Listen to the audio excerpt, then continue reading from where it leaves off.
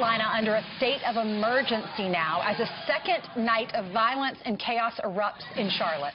4 police officers hurt last night as nearly 1,000 rioters took to the streets, throwing fireworks, looting stores, blocking traffic, kicking out windows, or all sorts of things. Leland Vittert has been live in Charlotte overnight as the National Guard rolls into the city. Leland, good morning.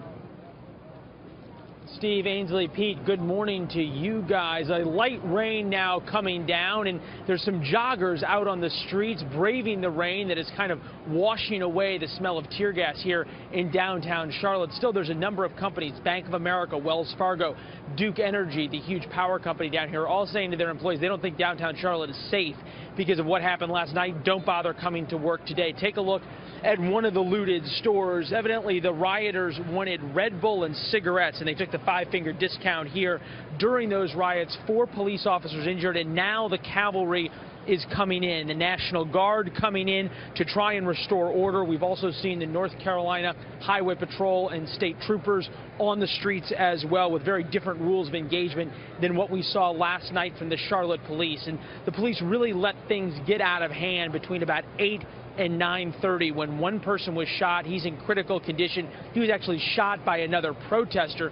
Take a listen to the chief of police describing the situation as it was happening. We're trying to disperse the crowd. We've been very patient, but now they've become very aggressive, throwing bottles and so forth at my officers. So it's time for us now to restore order. This is all kicked off in about 36 hours with the police shooting Keith Scott, a man in his 40s.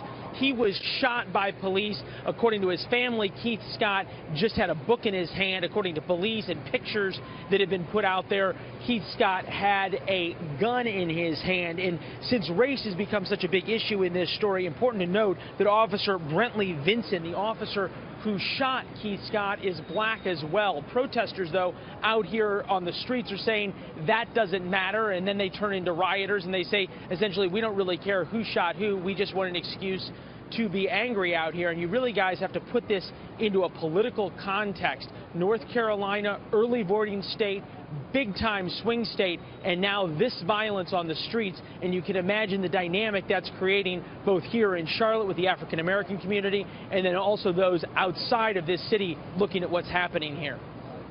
All right, Leland Vittert live in the streets in Charlotte. Thank you very much.